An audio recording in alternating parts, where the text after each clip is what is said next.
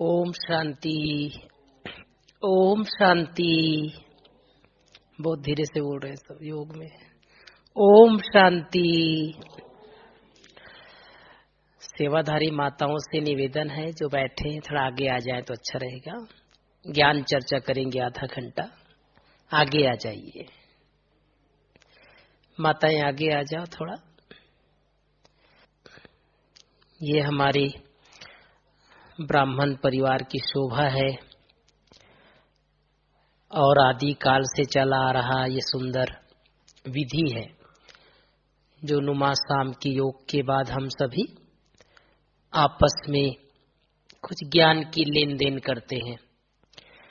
वास्तव में इसे हम क्लास नहीं कहेंगे लेकिन ज्ञान चर्चा, जो हम बाबा की मुरली सुबह सुने रहते हैं उसे कई बार रिवाइज करते हैं और कुछ करेंट टॉपिक जो वर्तमान समय हम सबको दिख रहा है उसके ऊपर चर्चा करेंगे। आप सबको मालूम है विश्व के कुछ देशों में क्या आया है, भूकंप आया है और बहुत जबरदस्त भूकंप आया है। कल सुबह अमृत बेला 4 बजे टर्की करके एक देश है तुर्की और उसके आसपास करीब और भी कई देशों में, सीरिया में, इराक में और कई देशों में लाइन से आया है, 10-15 देशों में।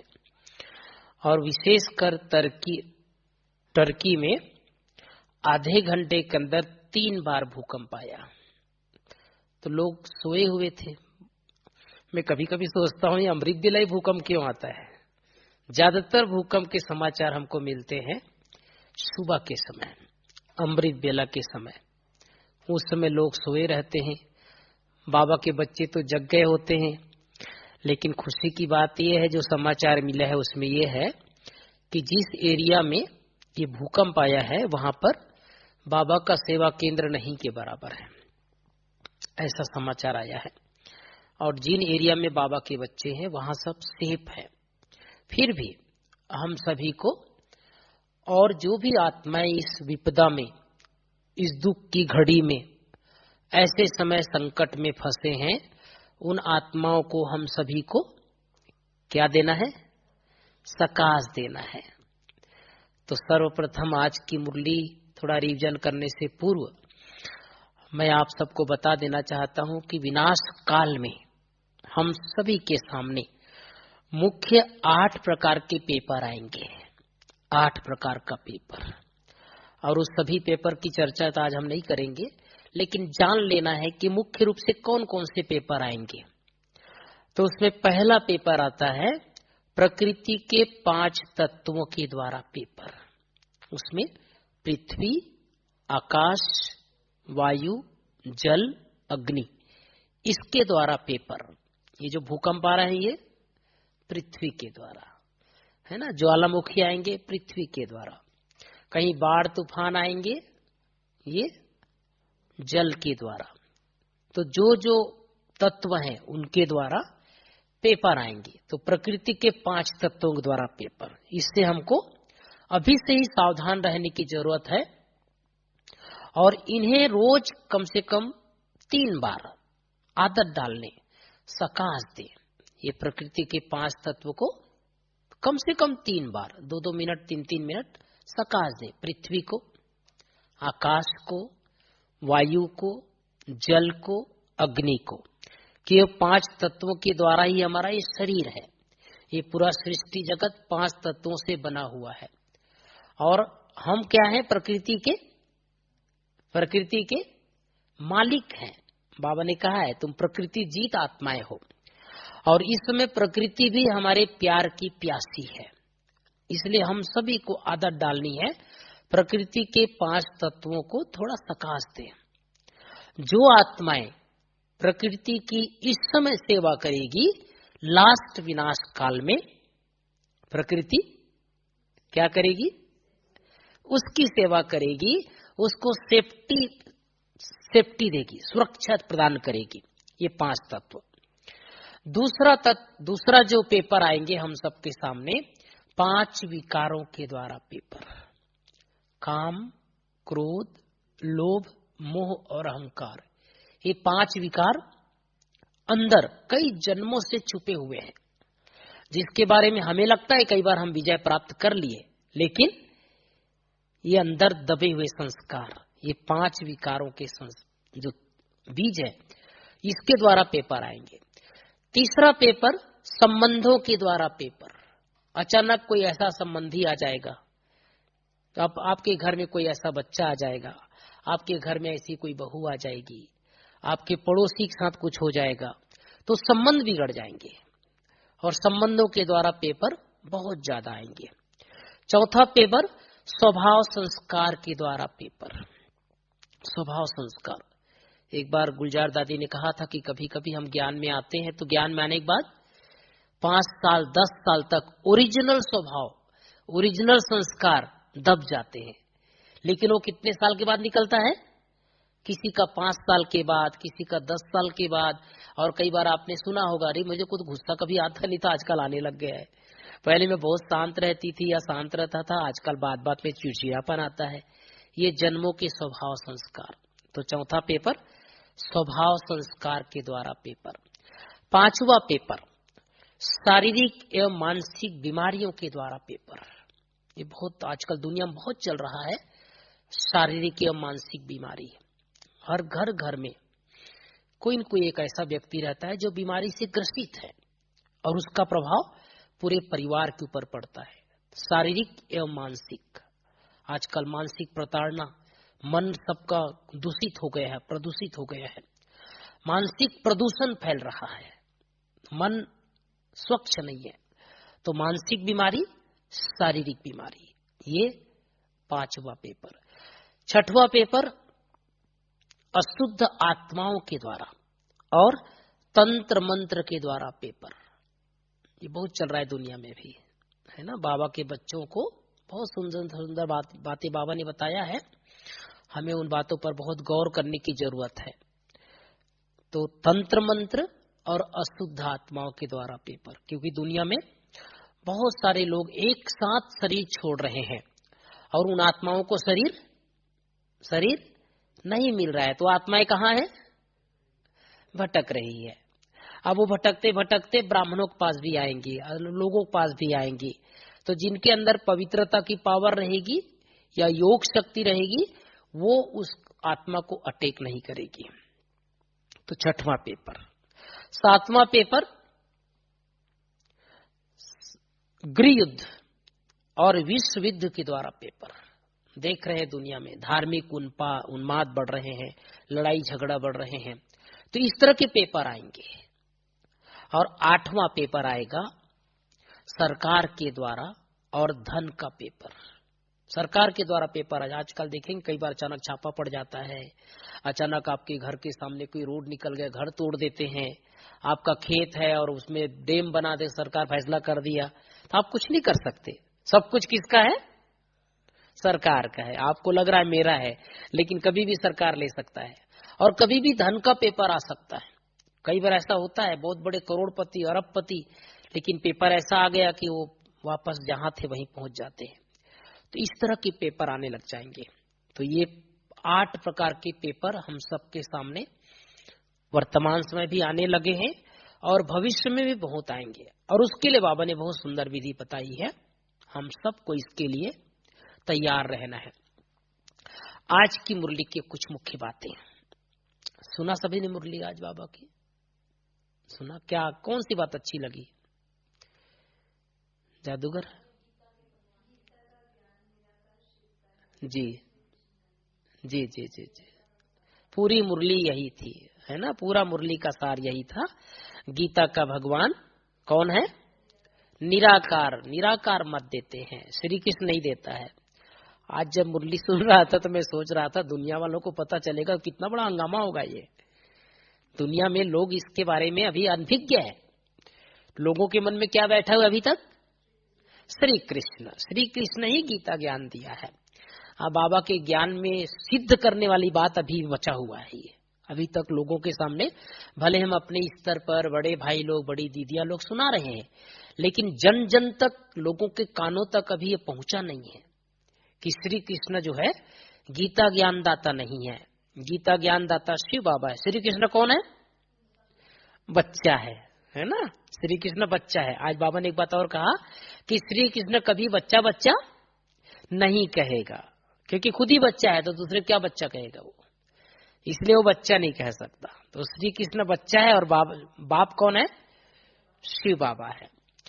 आज की मुरली में बीच में 2 शब्द आज बाबा ने बहुत सुंदर बात कही, जो आप लोग के ध्यान में आई कि नहीं आई। बाबा ने बोला ध्यानी से बड़े ज्ञानी है। कितनी सुंदर लाइन, ध्यानी से बड़े ज्ञानी, है ना।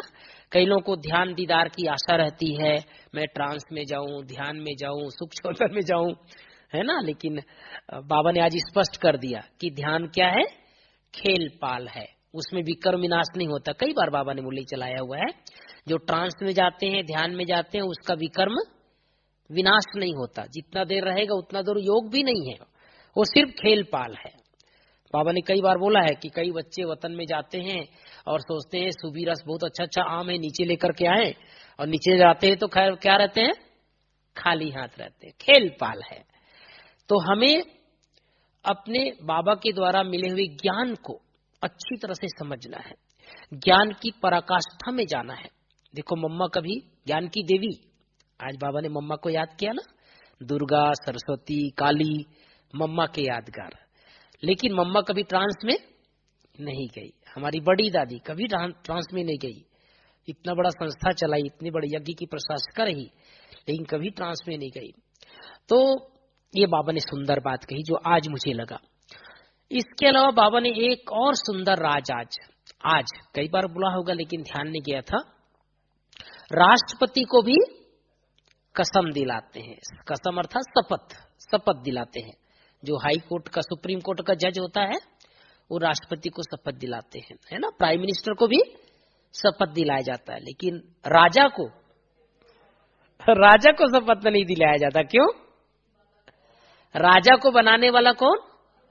शिव बाबा है, भगवान है। इसलिए राजा को कभी कोई शपथ नहीं दिलाएगा, क्योंकि वो पुरुषार्थ से बना है, अपने स्वयं के पुरुषार्थ से बना है। पहले उन राजाओं ने अपने कर्म इंद्रियों के ऊपर राज किया है, इसलिए वो राजा बने हैं, है ना। तो इसलिए उन राजाओं को, जो सतयुगी राजाएं हैं या त्रेता युग की राजाएं हैं, उन सभी को कभी भी कोई शपथ नहीं दिलाएगा। तो ये सुंदर बात बाबा ने कही। इसके अलावा आज बाबा ने बहुत सुंदर बात कही कि बिंदु के महत्व को समझना है ना जी। बिंदु बन बिंदु बाप को याद करना है। और ब्रह्मा बाबा के द्वारा हम सबको 2 वरदान मिलते हैं। कौन से 2 वरदान? पवित्र भव, योगी भव। जैसे हम सबका जन्म मिला, हम सबको बाबा के द्वारा जन्म मिला, तो बाबा ने जन्म देते ही वरदान दे दिया, पवित्र बनो, योगी बनो। तो आज की मुरली का ये सार, हम सभी को अब इस संसार की आत्माओं को मनसा सेवा करनी है।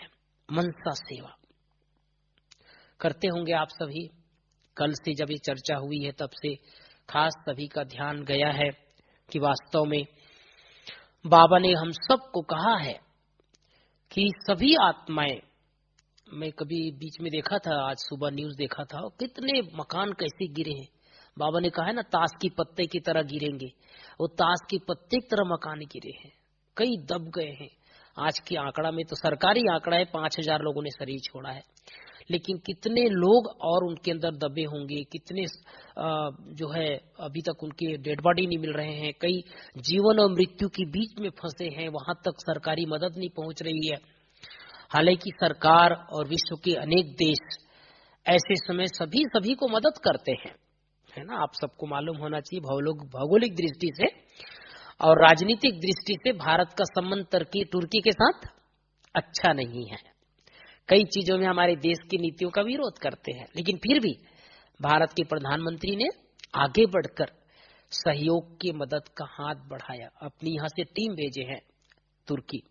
और भी कई देशों ने जिनका संबंध अच्छा नहीं, वो भी ऐसे समय एक मानवीय संवेदना, हम मानव है ना, आखिर लड़ाई झगड़ा अपनी जगह है, एक दूसरे के साथ संबंध जैसा भी वो अपनी जगह है, लेकिन ऐसे समय ये देखा नहीं जाता कि ये हमारे साथ है कि नहीं है, बल्कि मदद किया जाता है।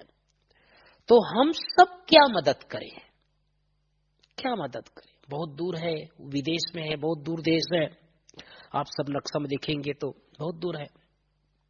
बाबा के बच्चे जो सकाश देने की प्रक्रिया अपनाते हैं, कैसे सकाश दे, कैसे हम मदद करें, और बाबा ने इसके ऊपर क्या कहा है। बाबा की बातें, मुझे दो बातें सदैव याद रहती है।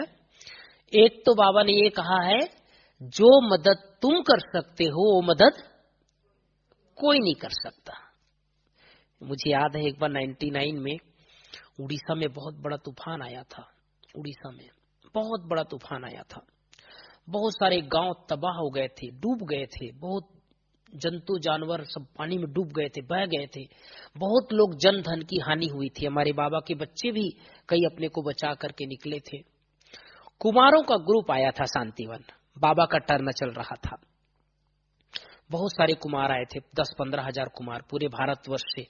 दादी जी ने बुलाया था बाबा मिलन के लिए।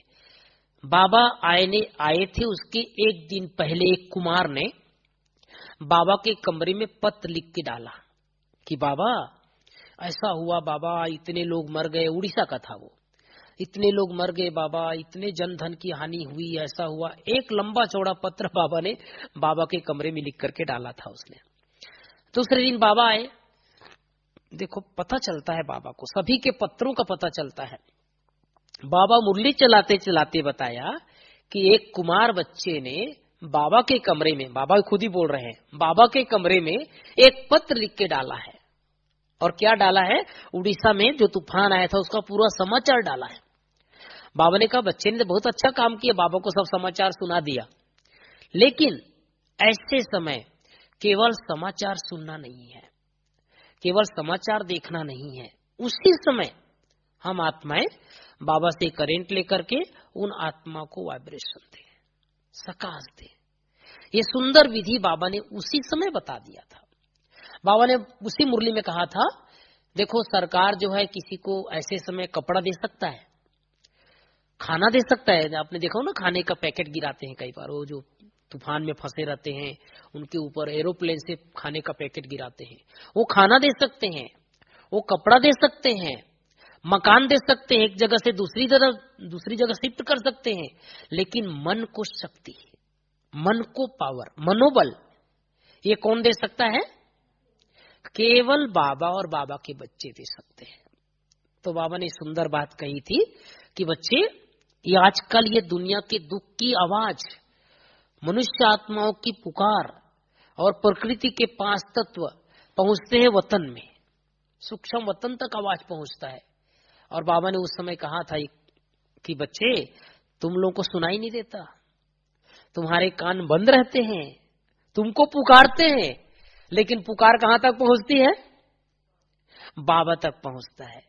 वो पुकारते हैं अपने इष्ट देव इष्ट देवियों को, देवी देवताओं को पुकारते हैं, जिनके जो भक्त हैं वो पुकारते हैं, लेकिन वो पुकार पहुंचती है वतन तक।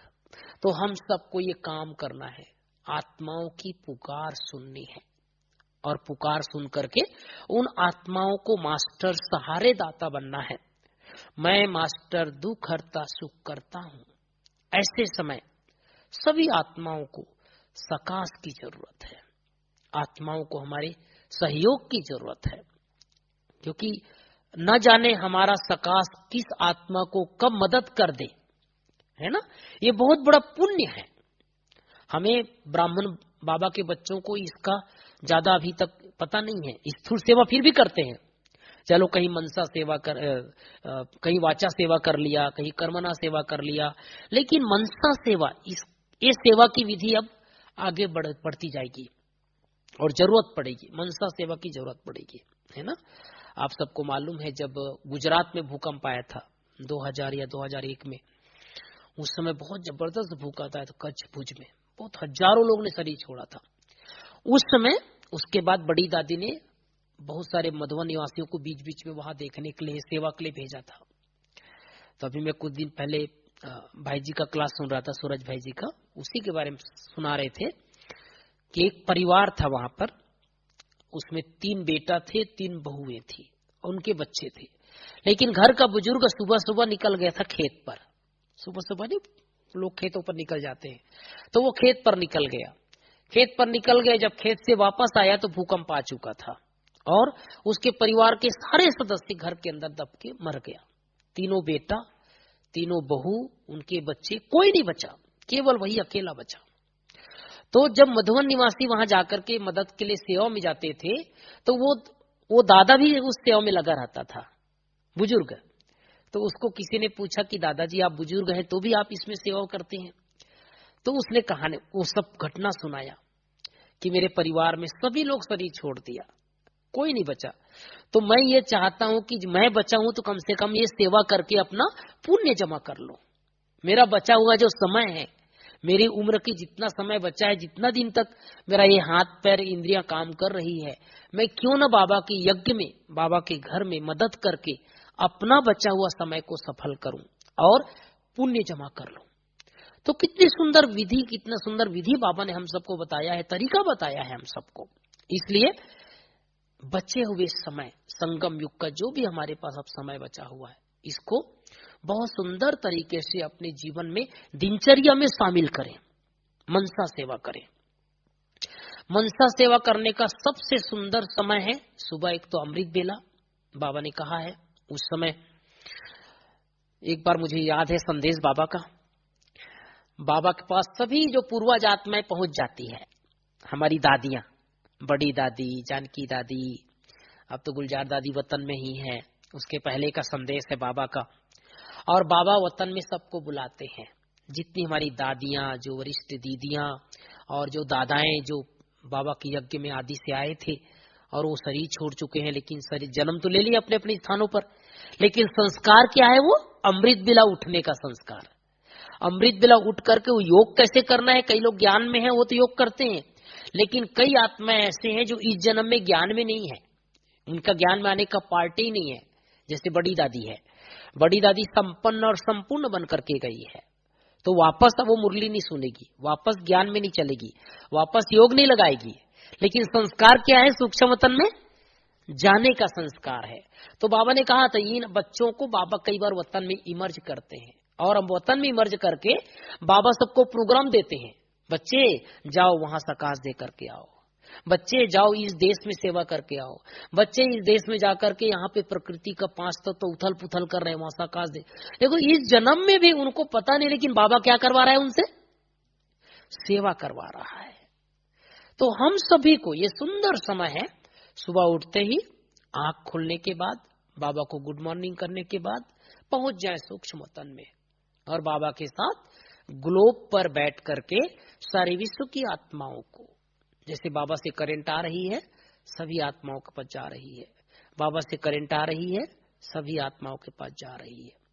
तो प्रकृति के 5 तत्व हम सबके शुभ भावना, शुभ कामना की प्यासी है। बाबा ने कहा है बच्चे, ये जो प्रकृति के 5 तत्व हैं, हम हमारी बहुत सेवा की है ना। इसीलिए देखो पुराने जमाने में, आजकल तो पता नहीं लोग करते नहीं है, पुराने जमाने में लोग उठते ही धरती को प्रणाम करते थे। भारत में ज्यादातर ऐसा होता है, उठते ही धरती माँ को प्रणाम करते हैं कि हमको शरण दिया है, हमको जगह दिया है, हमको पानी दिया है, हमको खाना दिया है, हमको रहने के लिए स्थान दिया है, धरती ने दिया है ना। और उसके बदले में हम क्या दे रहे हैं?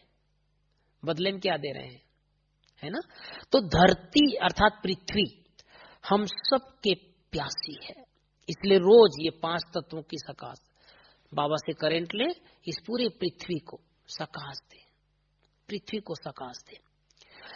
इसके अलावा आकाश को, आज आकाश में पूरा प्रदूषण है ना, पूरा प्रदूषण है, तो आकाश को हम सकाश दे। बाबा से करंट आ रही है, पूरे आकाश में जा रही है। वायु को, वायु प्रदूषण हो गया, वायु अशुद्ध हो गया है। आजकल देखो ये जो कोरोना काल में ऑक्सीजन का महत्व पता चला है ना, कितने ऑक्सीजन कहाँ से आ रहा है? यही तत्व से तो आ रहा है ना, भले साइंटिफिक तरीके से बना रहे हैं, लेकिन आ कहाँ से रहा है? आ तो यही प्रकृति दे रही है। तो वायु को भी वाइब्रेशन दे, वायु को, है ना, पृथ्वी, आकाश, वायु। जल को, हमारे शरीर में 72% पानी है, डॉक्टर भी कहते हैं पानी ज्यादा पीना चाहिए। आज पानी क्या हो गया है? अशुद्ध हो गया है। इसीलिए जगह जगह ये पानी का आजकल मशीन लगाते हैं और अलग साधन लगाते हैं। पहले जमाने में लोग बोरिंग का पानी पी लेते थे, कुआं का पानी पी लेते थे, चलते फिरते कहीं साफ दिखा पानी वहीं पी लेते थे तो भी शुद्ध रहते थे, तो पानी के अंदर शुद्धता थी। अभी हमें इस पानी को भी, जल को भी सकाश देने की जरूरत है ना। पृथ्वी, आकाश, वायु, जल, अग्नि, ये पूरे तत्व है, जो ऊर्जा है, उष्मा है, इसे भी सकाश देने की जरूरत है।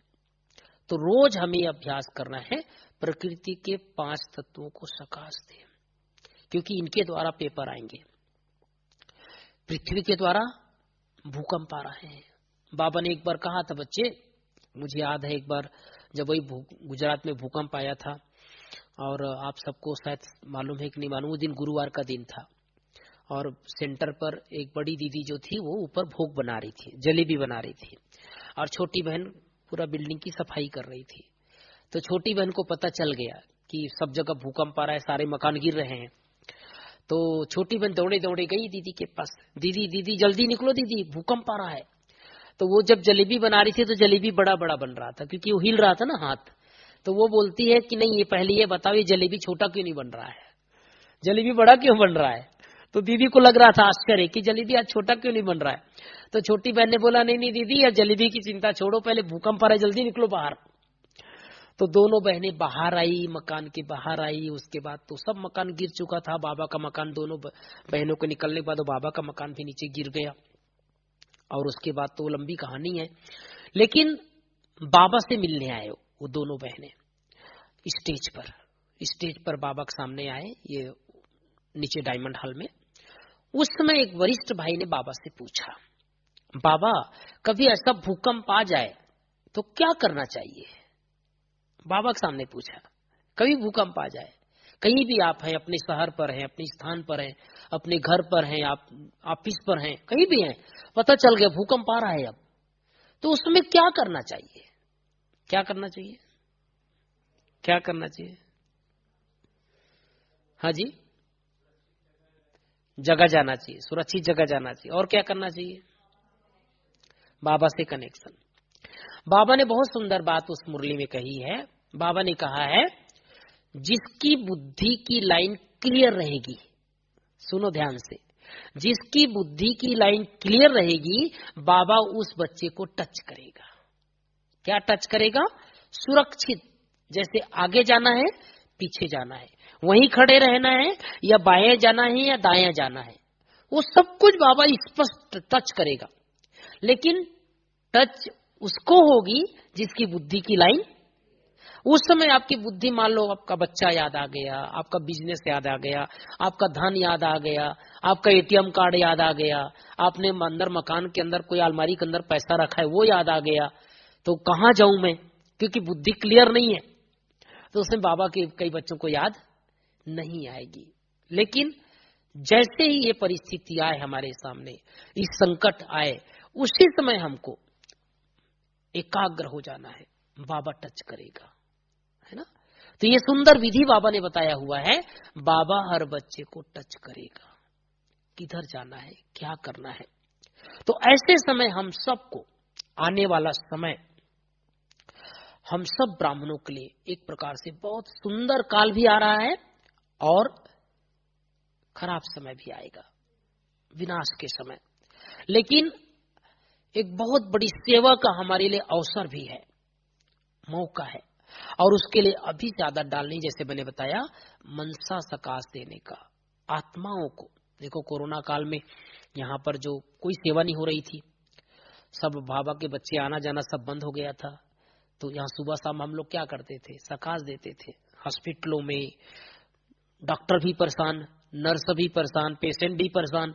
तो ये टेलर तो बाबा ने दिखा दिया, इस तरह की बीमारी आएगी, शारीरिक बीमारियां, किसी ने सोचा नहीं था ऐसी बीमारी आ जाएगी, ऐसी बीमारी आई।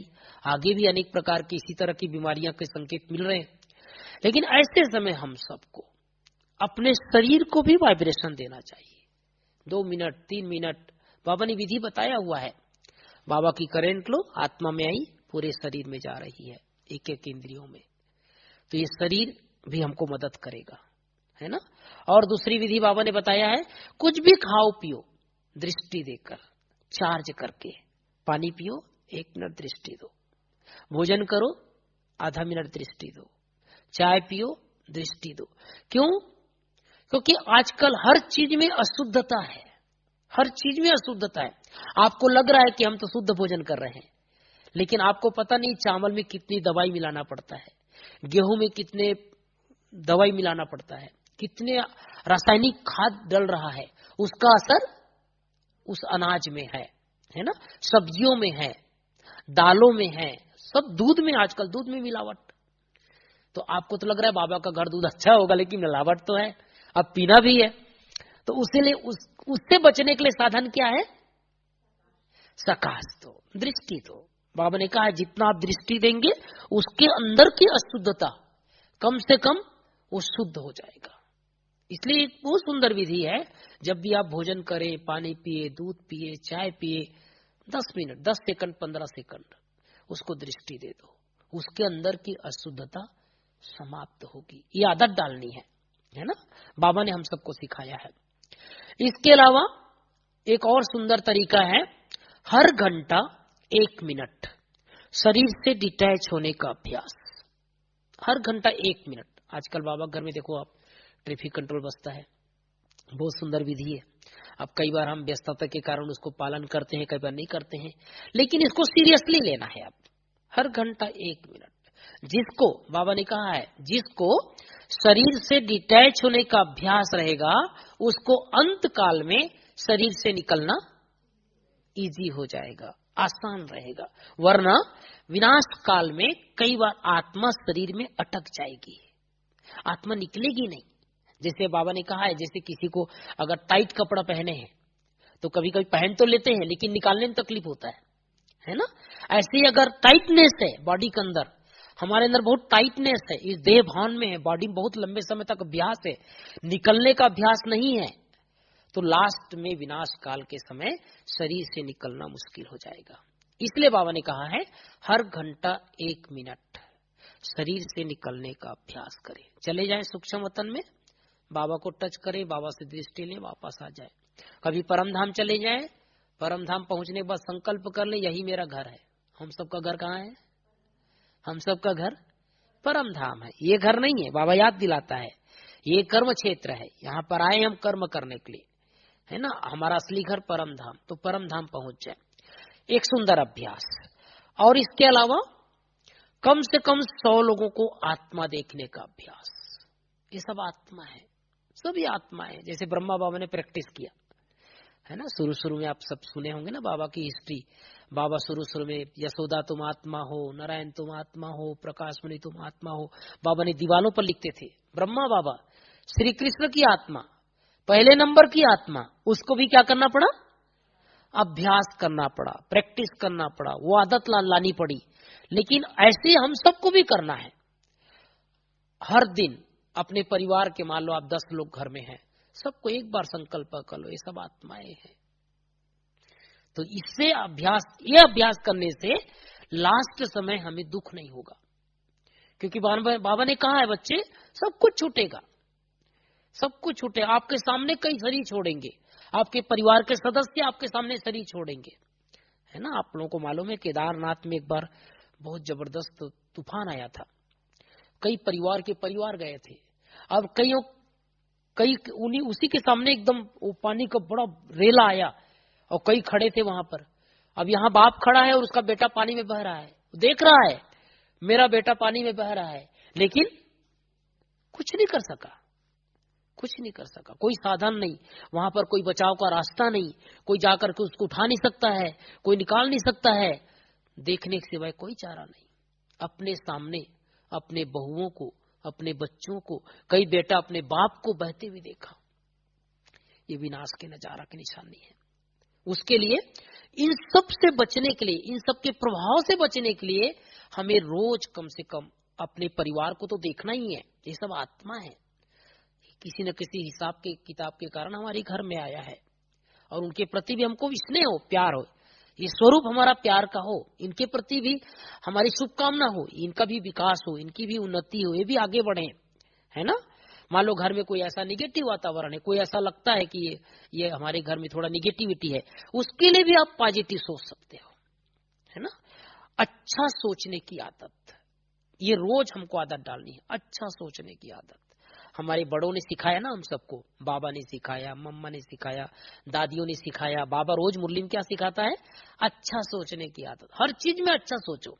हमारे महापुरुषों ने, हमारे धर्मशास्त्र ने भी यही सिखाया है ना। रामचरितमानस में एक सुंदर प्रसंग आता है, जब राम की राज्याभिषेक की विजय की वो राजगद्दी पर बैठने की तैयारी चलती रहती है, और उसी समय पता चलता है कि अब क्या करना है, क्या करना है, मालूम है सबको, है ना। श्री राम जी की रामचरितमानस में प्रसंग आता है कि एक तरफ तो तैयारी, राज्याभिषेक होने वाला है, राजगद्दी में राजा बनने वाला है श्री राम राजा, और उसी समय पता चलता है अब तो ये कैंसिल हो गया। अभी अब कहां जाना है? 14 साल तक वनवास। राम जी तो भाई वो तो बहुत मर्यादा पुरुषोत्तम थे, उसको कोई फर्क नहीं पड़ा।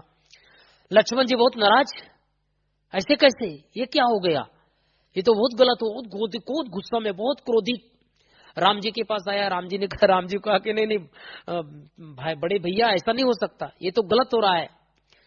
तो राम जी कहते हैं, हनुमान लक्ष्मण शांत शांत शांत, बहुत मजा आएगा। क्या मजा आएगा? बोले आपको याद है ना हम गुरुकुल में कैसे रहते थे, याद है ना बच्चे छोटे छोटे थे, कहाँ थे वो लोग? गुरुकुल में थे। गुरुकुल में कितना मजा आता था, सुबह सुबह रोज सूर्य का दर्शन करते थे, पानी में स्नान करते थे, और वो खेतों में जा करके फल खाते थे और मजा आता था, और कितना आनंद का जीवन था, है ना। और वही जीवन जीना है हमको, क्योंकि ये उनके पर शर्त थे कि तुम किसी को बताओगे नहीं कि मैं राजकुमार हूं, मैं राम राजा दशरथ का बेटा हूं, ये भी नहीं बताना है। दूसरा, ये भी महल में भी नहीं रहना है, किसी शहर में नहीं रहना है, तो कहां रहना है? जंगल में रहना है। तो वो कहता बहुत मजा आएगा हमको तो वो बचपन का दिन, जो बाल्यकाल में गुरुकुल में जो रहते थे, वैसा जीवन जीना है हमको।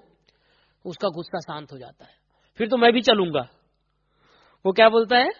लक्ष्मण अभी गुस्सा हो रहा था, लेकिन जैसे उसको पता चलता है ये तो बहुत आनंद का जीवन आएगा, ये तो बहुत मजा आएगा हमको, वहां पूरा जंगल में 14 साल बिताएंगे, कहता है मैं भी चलूंगा। तो सारा खेल किसका है? सारा खेल किसका है? सोच, मन की सोच। हम क्या सोच रहे हैं, कितना सोच रहे हैं, कैसा सोच रहे हैं, इसके ऊपर निर्भर करता है। तो बाबा ने हम सबको अच्छा सोचने की आदत डाला है। रोज अच्छा सोचे, सबके लिए भला हो, सबका भला हो, है। ब्रह्मा बाबा जब लौकिक में थे तो भी ऐसे पानी जल चढ़ाते चढ़ाते क्या कहते थे? मेरा भला हो नहीं, किसका भला हो? सबका भला हो, पूरे संसार का भला हो। तो जैसे बाबा ने सोचा, जैसे मम्मा ने सोचा हम सबके लिए, दादियों ने सोचा, ऐसे ही हम सबको भी संसार की आत्माओं के लिए अच्छा सोचना है। तभी हम 5 मिनट सकाश देंगे कमेंट्री के माध्यम से। लाल लाइट अगर हो सकता है तो कर दीजिए, और बस सब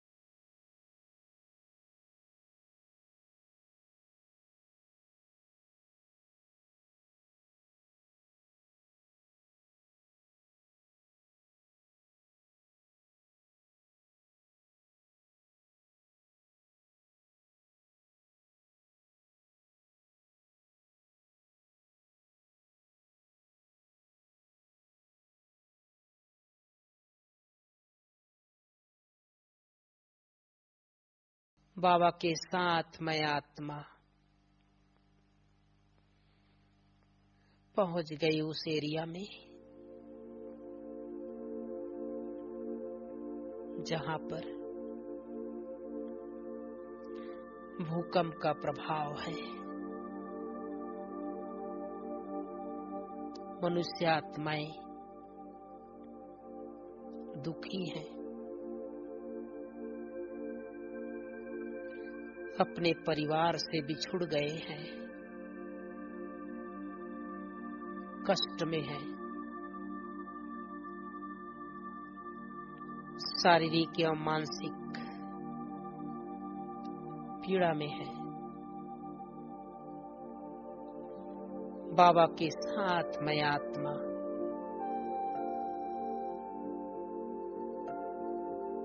अपने मन बुद्धि से उन सभी आत्माओं के ऊपर लाइट एवं माइट प्रकाश प्रदान करते चले।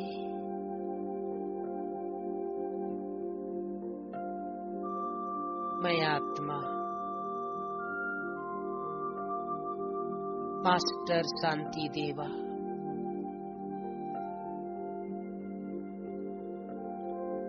प्यारे बाबा से साइलेंस पावर लेकर सर्वात्माओं को शांति का, सुख का, पवित्रता का, ईश्वरीय प्यार का वाइब्रेशन देते चले।